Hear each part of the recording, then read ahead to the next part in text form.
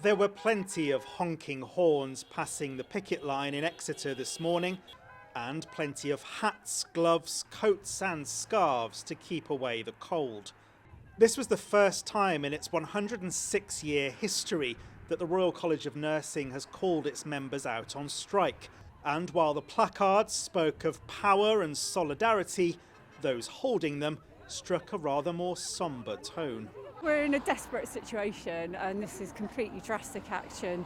No nurses want to go out on strike, but we are really standing on a precipice. We are highly skilled, professional people doing a professional job, and we cannot recruit student nurses. Nobody wants to do this job because with those skills and that level of education, they can go on and get other jobs where they're better paid and have better work-life balance.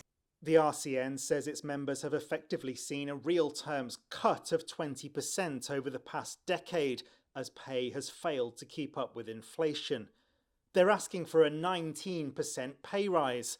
The government says it cannot afford more than 5.5%.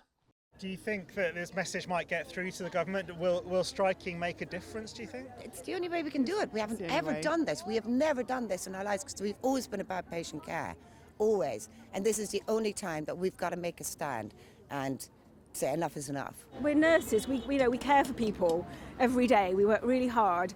That's why we're here today, really, because we love our NHS and we feel really sad that it is compromised, isn't it? Yeah. And we're worried.